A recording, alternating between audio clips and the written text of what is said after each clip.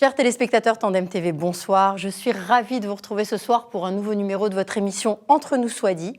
Ce soir, avec moi, un monsieur 100 000 volts, un hyperactif, un militant en Israël depuis plus de 20 ans, Fernand Cohen-Tanoudji. Bonsoir Fernand. Bonsoir Galette, bonsoir à tous. Je suis ravie vraiment de t'avoir avec nous ce soir pour cet Entre nous soit dit. Alors, il faudrait la moitié de l'émission pour pouvoir raconter ton parcours et toutes tes activités. Donc, je vais essayer d'être brève. Tu es membre du Forum francophone du Likoud, physicien de formation, magavnik.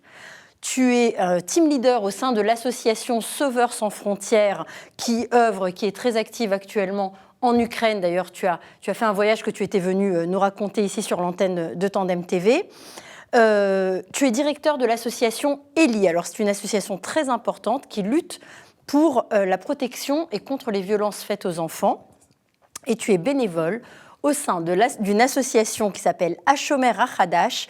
Et eux luttent pour la protection des terres agricoles contre les vols et les dégradations, donc en Israël. Alors, merci d'avoir accepté mon invitation à partager ce moment Entre nous soit dit, pour essayer d'analyser les événements politique, le chaos politique même, je dirais, depuis l'ouverture la semaine dernière de la session d'été de la Knesset. Ton avis nous intéresse, en tout cas moi, il m'intéresse.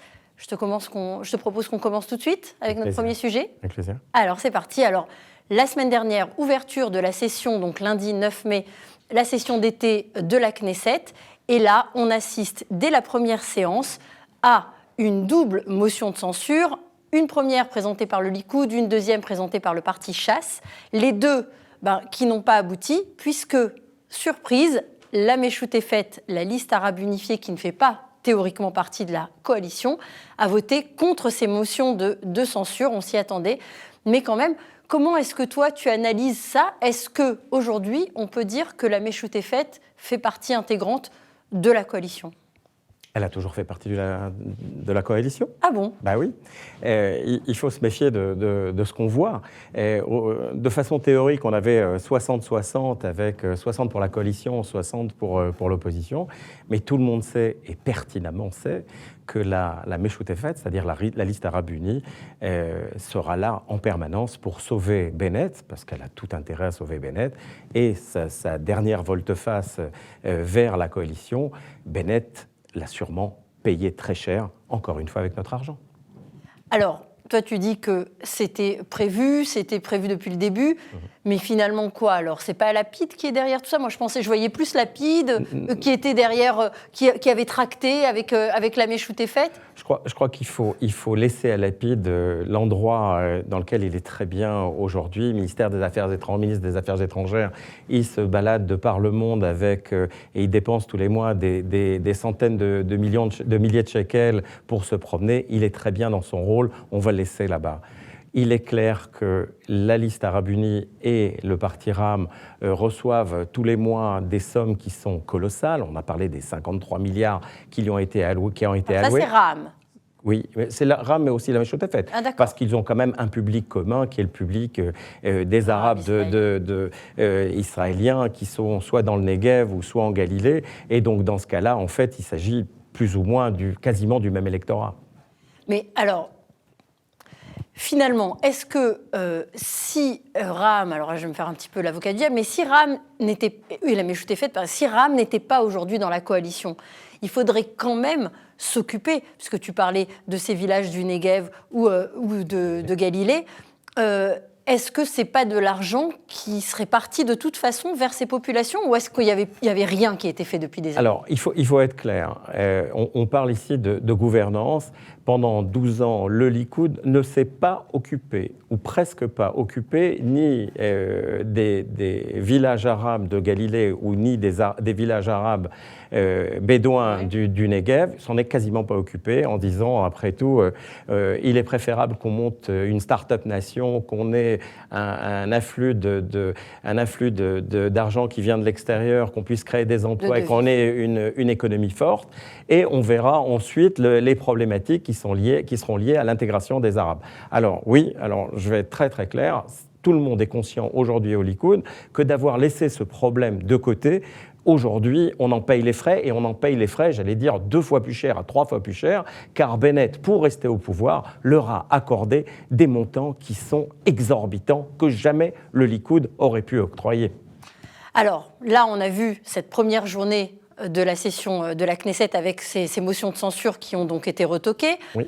Le lendemain, donc, alors on rappelle quand même, je fais un tout petit rappel en arrière, qu'il y a quelques semaines, Raham avait gelé sa participation à la coalition, donc avait annoncé que malgré la reprise de la session d'été, eh bien, il ne viendrait pas à la Knesset et il ne voterait aucune loi de la coalition et du gouvernement.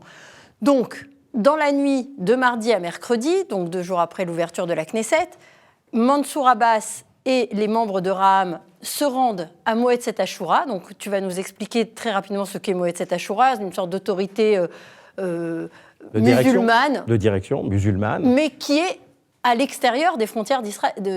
Qui est une partie liée aux frères musulmans, une partie donc très islamiste, et une partie qui est une partie israélienne. D'accord. Alors, quoi qu'il en soit, cette Moetzet Ashura, ce comité de la Shura, ne bénit pas l'État d'Israël tous les matins et même est contre notre existence ici en Israël. Donc soutient les terroristes et soutient donc l'anéantissement d'Israël en tant qu'État juif. C'est ça. Donc c'est auprès d'eux que vont régulièrement prendre leurs consignes Raham et les membres, les députés de cette liste des frères musulmans. Et là, donc, on a une nuit entière de tractations, de négociations, de réunions comme ça à la Moetzet Ashura.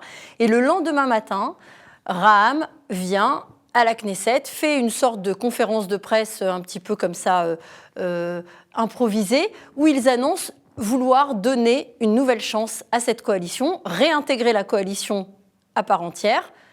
On se demande qu'est-ce qu'ils ont eu et reçu en retour. Qu'est-ce qu'ils ont eu en échange de ce nouveau accord, ce nouvel accord en retour. Écoutez, il faut être clair. Faire de la politique en Israël, c'est pas raconter des bobards, c'est d'être ultra pragmatique. Quand un parti se retire d'une coalition ou vote avec la coalition, c'est qu'il obtient forcément quelque chose en échange. Et ce qu'en général, les gens obtiennent en échange, c'est de l'argent. D'accord ? Ou des postes ministériels, des postes de consul. Regardez même, on a même un consul à Singapour qui est un membre de BDS et qui soutient BDS. Vous comprenez le non-sens total dans lequel le gouvernement Bennett est arrivé pour avoir la paix et le Bennett a nommé un consul pro-BDS. C'est du délire. Alors, c'est très intéressant ce que tu as dit. Là, tu as employé pour avoir la paix. Bien sûr. Mais on a l'exemple, par exemple, d'autres pays, en France, en Europe, où effectivement, on essaye d'acheter une certaine paix sociale et on se retrouve avec des populations carrément, des zones de non-droit. Est-ce qu'aujourd'hui, pour toi, Israël est devenu juste un pays occidental comme un autre, qui a les mêmes problématiques avec ses islamistes comme n'importe quel pays occidental d'Europe, et qui aujourd'hui achète lui aussi la paix sociale à coups de millions de shekels? Alors oui et non. Il faut comprendre une chose, c'est que ce qui se passe en Israël ici avec les Arabes israéliens, on a un problème qui est lié aux armes. D'accord ? En France, il est quand même beaucoup plus difficile. Il est beaucoup plus difficile d'acquérir des armes qu'ici en Israël. Pourquoi ? Vous n'êtes jamais posé la question pourquoi en fait à l'aéroport de Ben Gurion les contrôles étaient plus sévères à la montée dans l'avion qu'à la sortie ? Parce qu'en Israël, il est très facile d'avoir des armes. Les armes sont quasiment en vente libre. Vous allez dans le Negev, vous voulez acheter une Kalachnikov, vous mettez $1 000 ou $1 500 sur la table, vous l'avez. D'accord ? Et la société arabe aujourd'hui, il y a un nombre d'armes illégales qui est colossal, un trafic qui est monstrueux. Et c'est une des choses qui sont différentes par rapport aux sociétés européennes, ou la société française notamment, et il n'y a pas autant d'armes en circulation en Europe. Mais c'est très inquiétant ce que tu dis là, parce que est-ce que tu penses qu'il y a une possibilité, par exemple, j'ai lu ça, j'ai vu même une déclaration je me souviens plus de qui, mais d'une personne qui disait qu'il était tout à fait possible, et même probable, que les Arabes israéliens étaient peut-être en train de s'organiser en tant que mini-armée. Alors, je ne crois pas qu'il faille aujourd'hui rentrer dans une logique de complot et de masse générale en disant les Arabes sont en train de s'armer, non, j'y crois pas du tout. Une chose est sûre, c'est que ces armes sont la propriété, il y a environ des centaines de milliers d'armes, de revolvers, de pistolets et d'armes automatiques qui sont entre les mains des Arabes israéliens.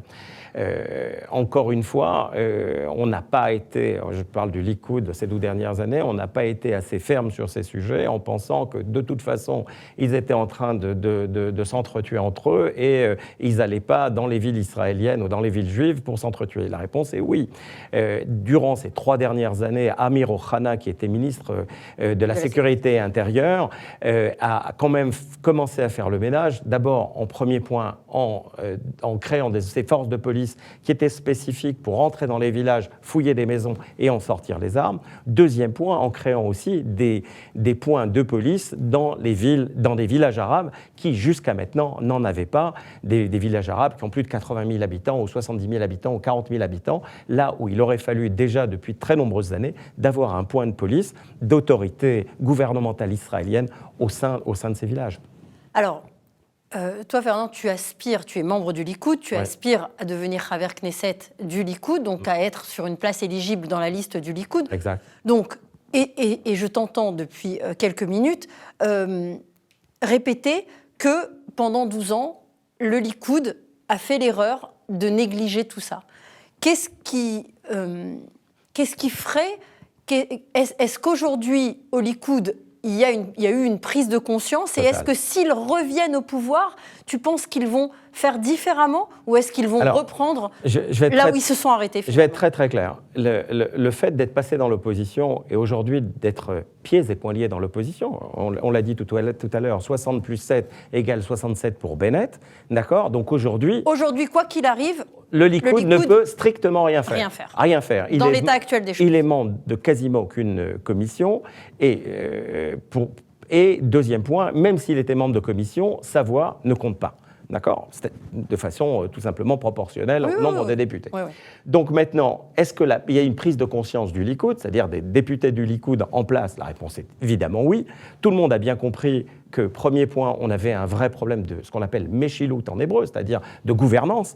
Le Likoud a été très très bon au niveau de la politique extérieure, bon dans l'économie, mais pas au niveau de la gouvernance de ce qui se passait à l'intérieur de nos frontières. Ça, tout le monde en est conscient aujourd'hui. Deuxième point, le deuxième problème qu'on n'a pas encore soulevé, mais qui pourrait se soulever dans la discussion, c'est le problème de la parnassa, c'est-à-dire le travail, d'accord ? On a encore des gens, et ce n'est pas seulement dû au corona, ou à la sortie du corona, on a énormément de personnes qui ne gagnent pas assez d'argent. Des travailleurs pauvres. On a des travailleurs pauvres. Des travailleurs pauvres, ou alors le coût de la vie qui augmente dramatiquement tous les jours.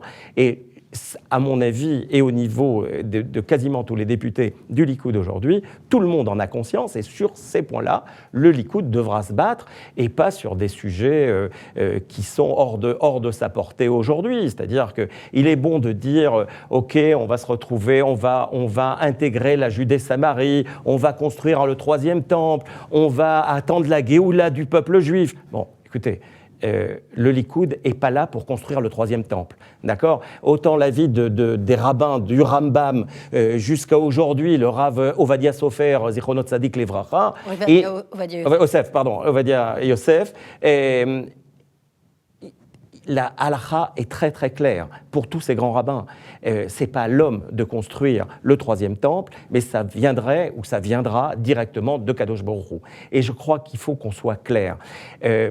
Beaucoup de gens, beaucoup de francophones notamment, cherchent des solutions qui sont un peu mystiques, mais revenons à des choses simples. Le Likoud est là pour gouverner, on est là pour donner des solutions réelles à la population, des Olim et aussi des Israéliens. Pour les Olim, c'est juste multiplié par 10 ou par 100 à cause des difficultés de la langue, de la culture, etc.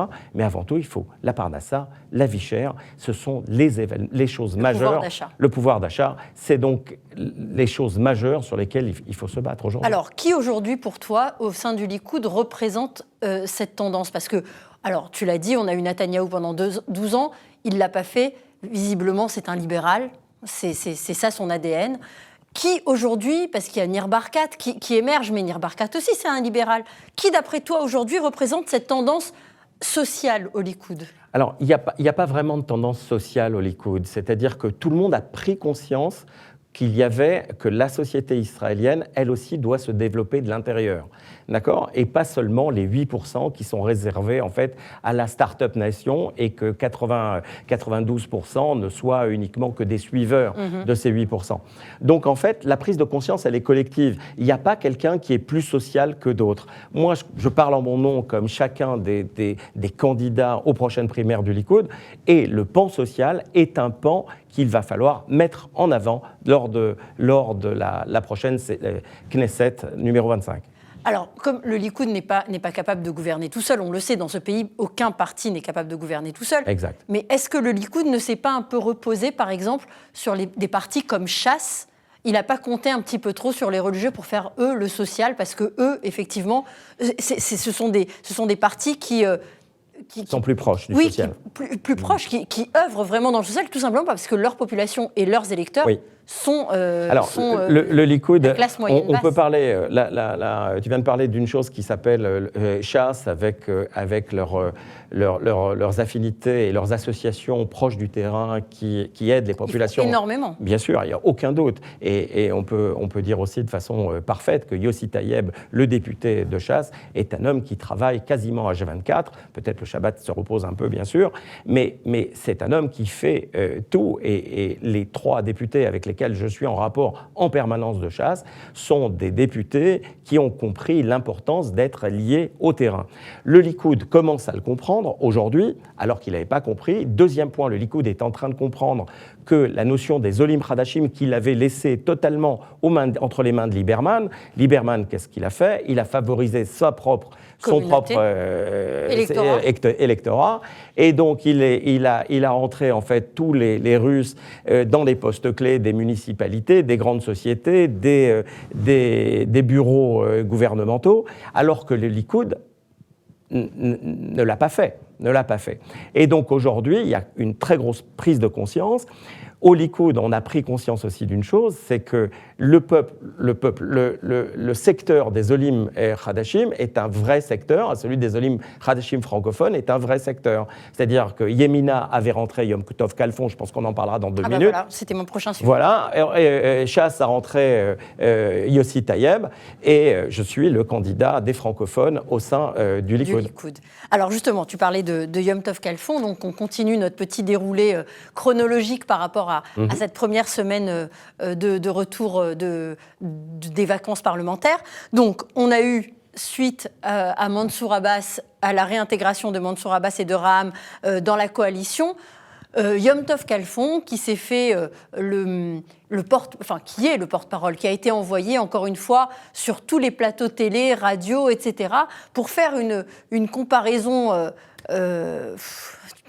pour le moins dramatique, si elle n'est vraiment complètement absurde. En même temps, c'est le narratif qu'on lui avait imposé d'en haut, de dire que, de la même manière que les Haredim, Yahadut HaTorah ou Chasse prenaient leurs consignes et leurs stratégies politiques auprès de conseils rabbiniques et auprès d'autorités rabbiniques, de la même manière, on ne pouvait pas en vouloir à Raham, qui est un parti islamiste religieux, d'aller chercher ses consignes auprès de ce conseil islamiste religieux. Alors, ça, c'était une catastrophe, surtout que, il s'est fait, en tout cas par son électorat, puisqu'il ne lui reste plus d'électorat, mais francophone et français, bien sûr, laminé, balayé. Dans les il faut être clair. Comment il est arrivé au pouvoir, c'est-à-dire aux manettes d'être député, ou en tout cas norvégien.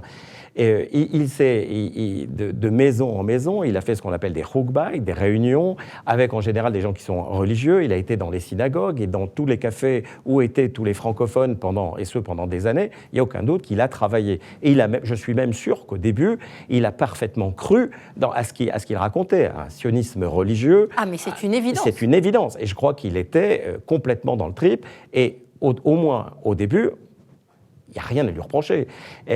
Lui, au moins, il n'a pas vendu la Géoula, le troisième temple. Là, il s'est fait photographier il y a 2 jours sur le temple en disant au moins, j'ai réussi à faire une chose et monter une fois sur le temple en qualité de Norvégien. Bravo, mais c'était juste, voilà, c'était juste pour lui dire écoute, mon grand, il ne te reste plus que 2-3 jours à vivre et maintenant, tu prends la porte. Donc, l'idée, où est-elle ? Je crois que les francophones aujourd'hui ne sont plus dupes. Tous ces discours où on leur raconte des salades, c'est terminé. C'est juste terminé. Les francophones qui sont aujourd'hui en Israël se rendent pertinemment compte que la terre des merveilles et d'Alice au pays des merveilles, et on va détruire les mosquées, et on va construire le temple, et on va virer 2 millions d'Arabes qui se situent aujourd'hui en Israël, et les 3 millions qui sont en Judée-Samarie, ou les 2 millions qui sont en Judée-Samarie, on va les virer en Jordanie, ça ne marche pas.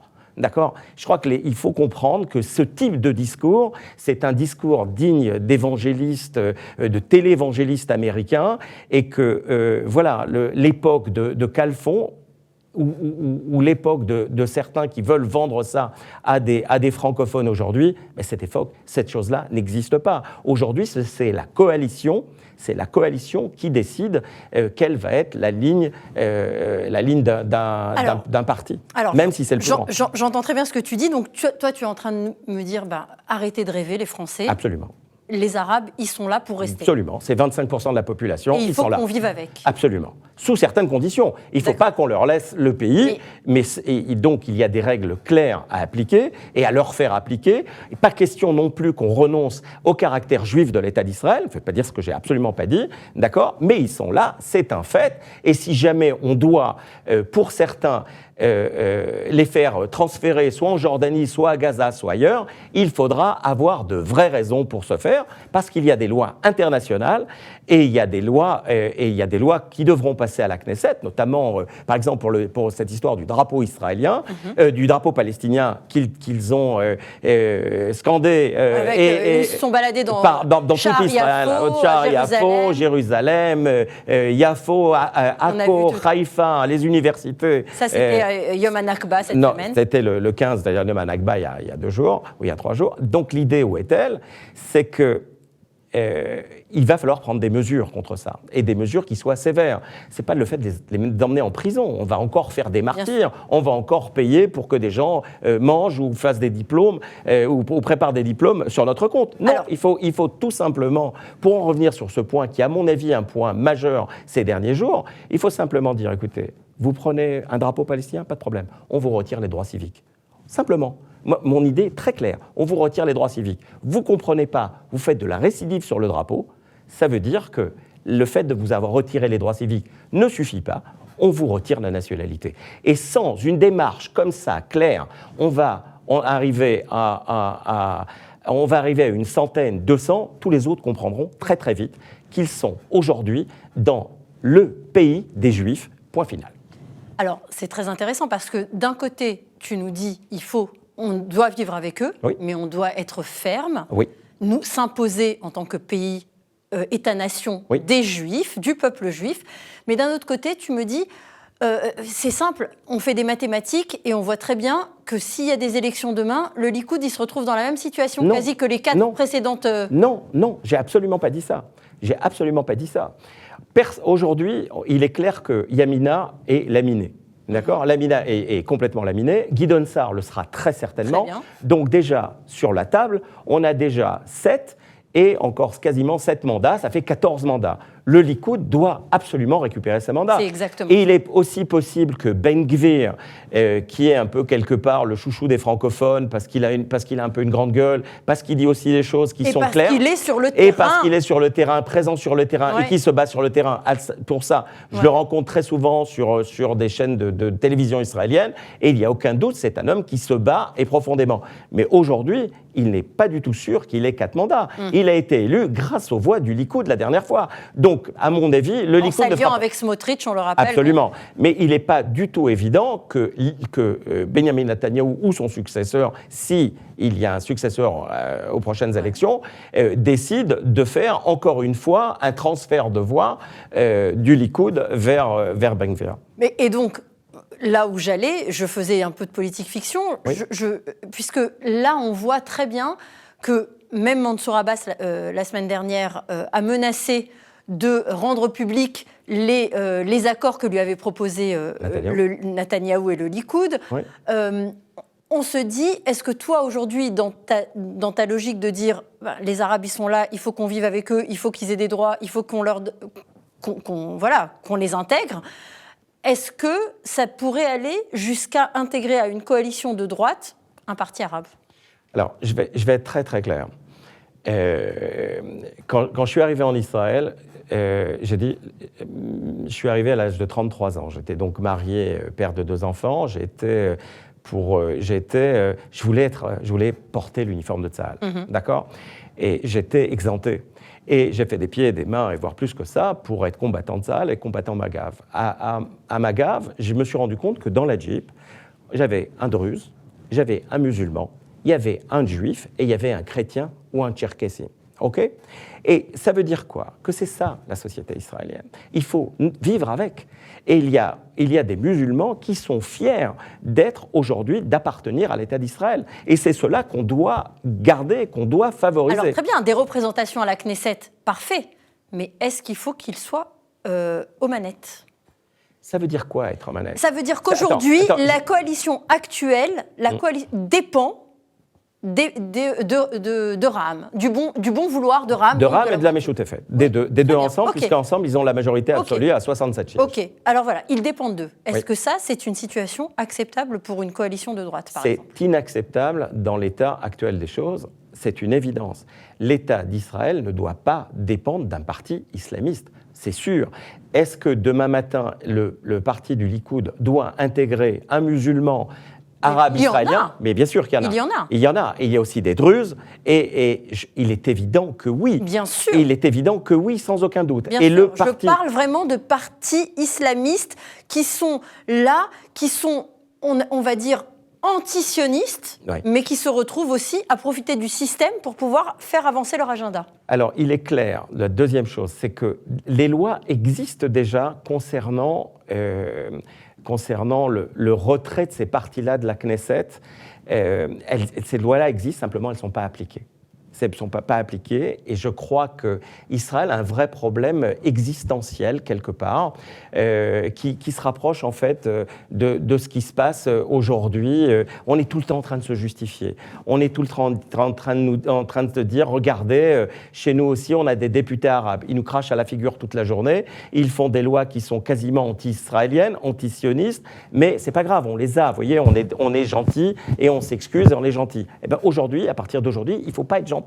Il faut simplement que ces lois qui empêchent un juif de brûler un drapeau israélien, qu'on les fasse appliquer aussi à un député de Ra'am ou à un député de la Meshutefet, de la liste arabe unie, qui va donner une claque à un policier, comme on a vu il y a 2 jours. Comme on a vu il y a 2 jours, Ofer Kassif, qui frappait donc un policier, Ofer Kassif, membre de la liste arabe unifiée, de la Meshutefet. Absolument.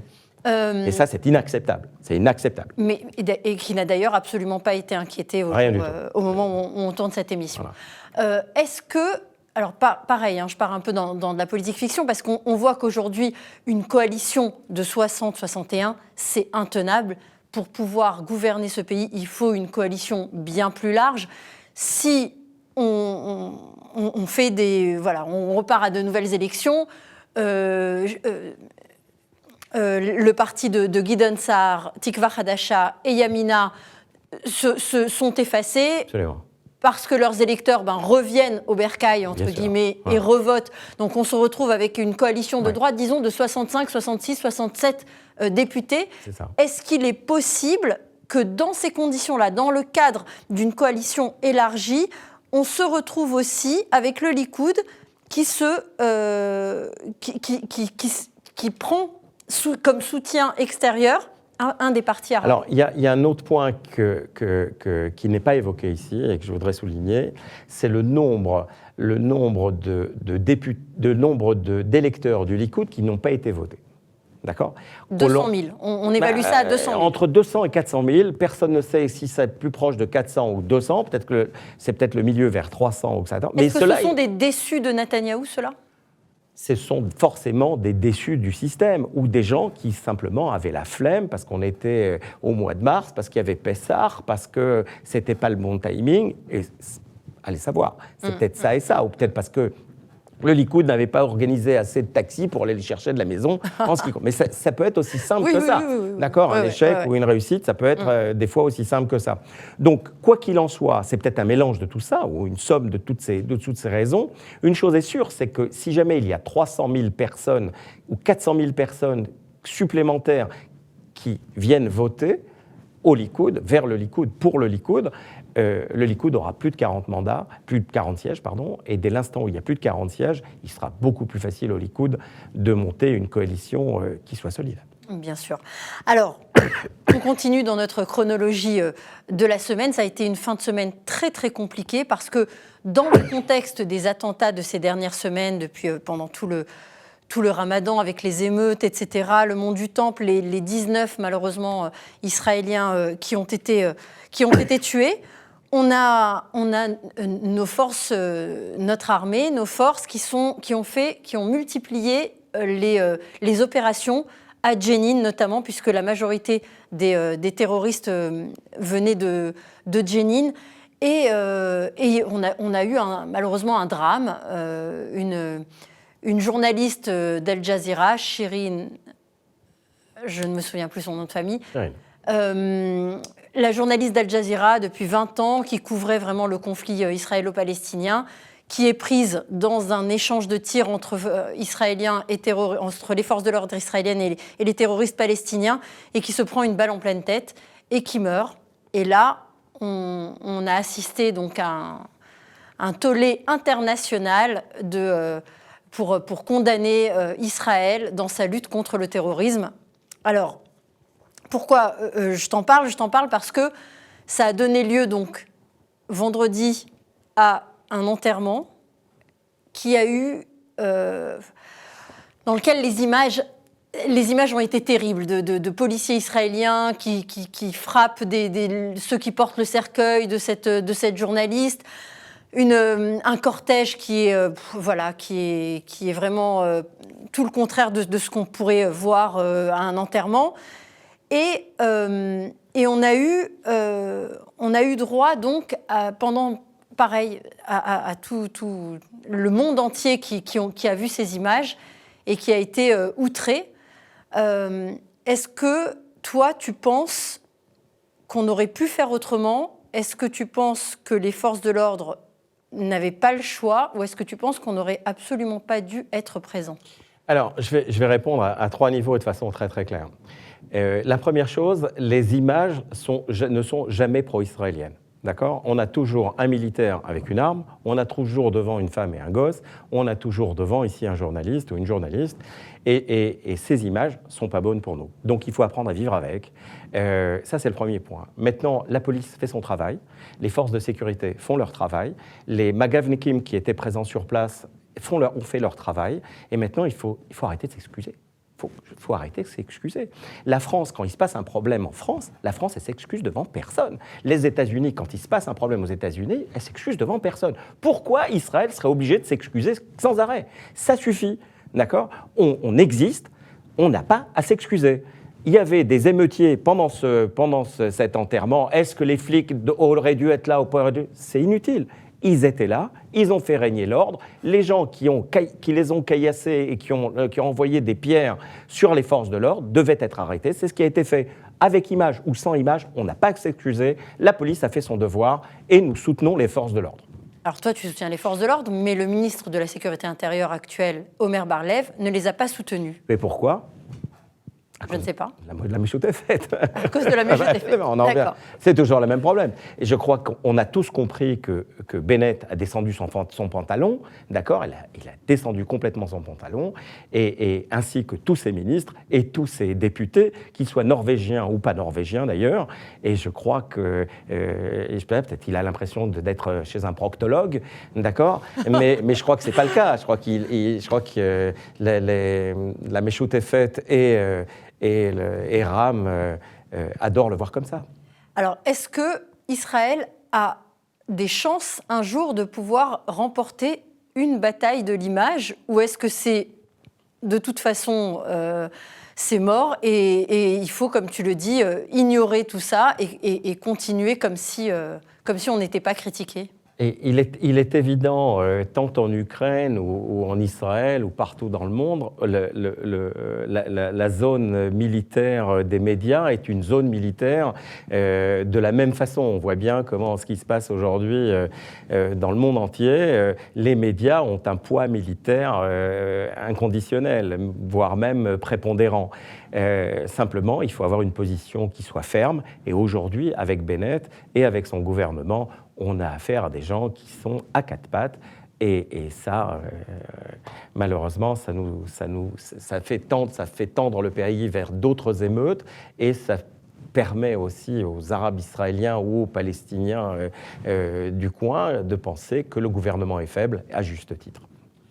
Alors, vendredi, 1 ou 2 heures avant Shabbat, on a assisté encore à une sorte de tsunami comme ça dans la politique israélienne, où on a vu le ministre des cultes issu du parti de Naftali Bennett de Yamina, donc Matan Kahana, qui a annoncé sa démission pour pouvoir reprendre son poste de député et ainsi mettre à la porte Yom Tov Khalfon en tant que député norvégien avec la loi norvégienne.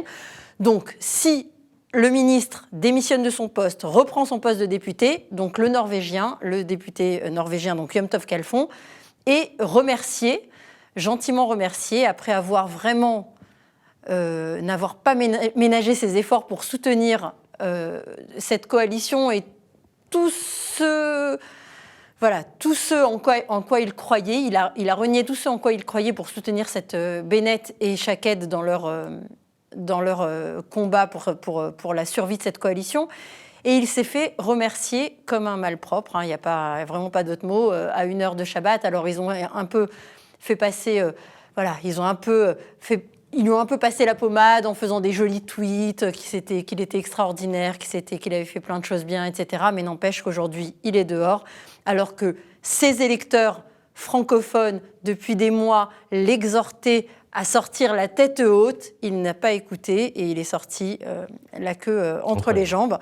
Est-ce que tu penses que Bennett est pris de paranoïa aiguë et qu'il ne fait plus confiance à personne, ou est-ce que tu penses que l'éviction de Yom Tov Khalfon a quelque chose à voir avec sa présence sur le Har HaBayit il y a quelques jours?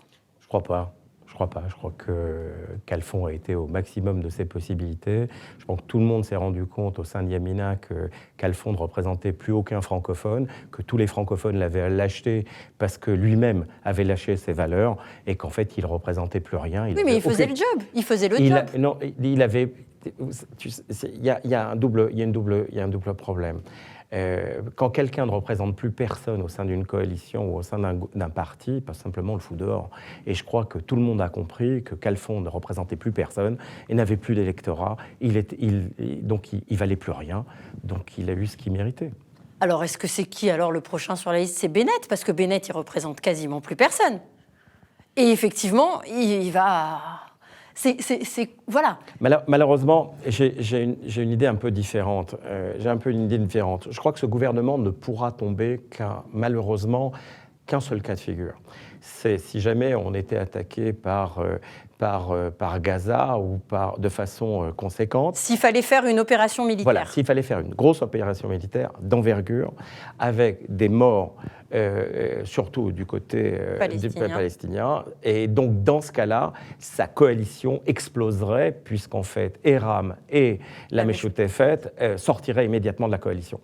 Et je pense qu'il n'y a que dans ce cas de figure-là que qu'on pourrait avoir et penser à un nouveau changement de gouvernement, car pour l'instant, c'est 60 plus 7 égale 67. Ça tient. Pour l'instant, ça tient, et c'est peut-être parti pour tenir longtemps. Qu'est-ce que tu en penses ? Ça tiendra jusqu'au moment où ces deux partis-là lâcheront Bennett quand il pourra plus rien leur donner.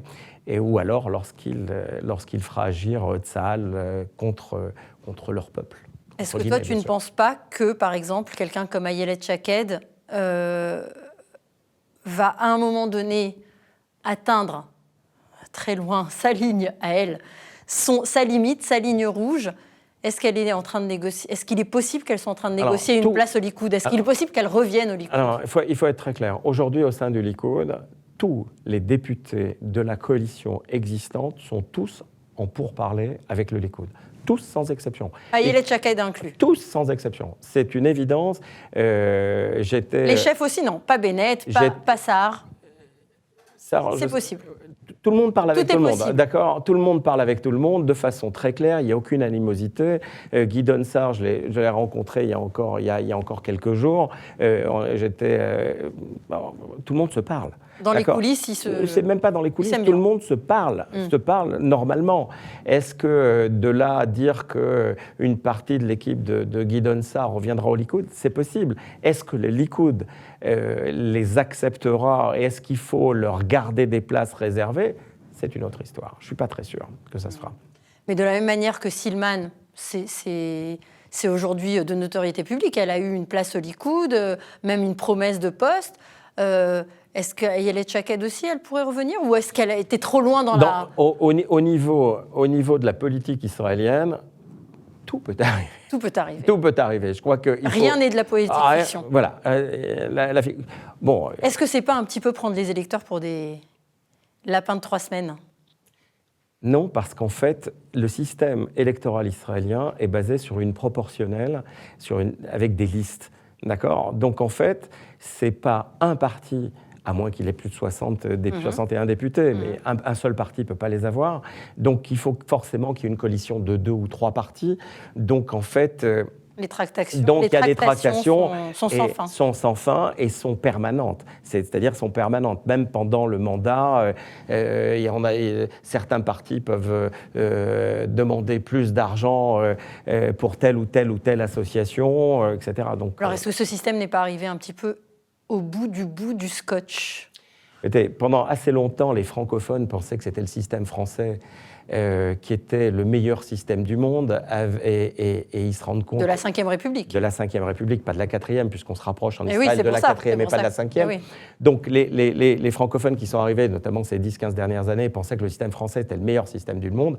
Et qu'est-ce qu'on a vu aux dernières élections françaises? On a vu un homme qui s'appelle Macron, et devant lui, on n'a vu que des partis extrémistes.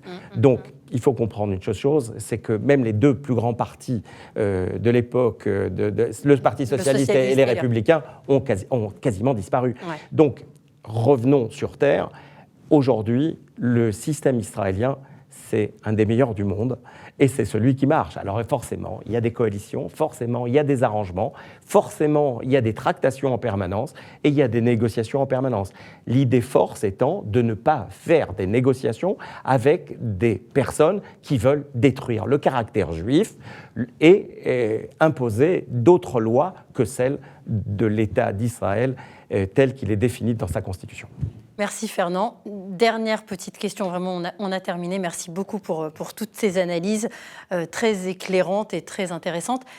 Est-ce qu'il y a une date de prévue, ou en tout cas, est-ce que des primaires vont être vont avoir lieu au Likoud? Alors, la règle au Likoud concernant les primaires est très simple. Il faut d'abord que la Knesset tombe, qu'il y ait une date d'élection nationale, et ensuite, en général, quelques mois avant, 3 mois avant, sont déclarées des primaires. Donc, il y en aura quoi qu'il arrive avant la prochaine élection? J'espère le plus rapidement possible.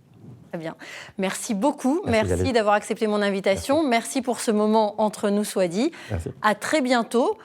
Voilà, tu viendras nous raconter un petit peu l'évolution de tout ça. Quand tu veux, tu es ici chez toi. Merci beaucoup. Merci à vous de nous avoir suivis pour cet Entre nous soit dit avec Fernand Cohen-Tanoudji. À très bientôt avec un nouvel invité et de nouveaux rebondissements certainement dans la politique israélienne. Prenez soin de vous. Au revoir. Au revoir.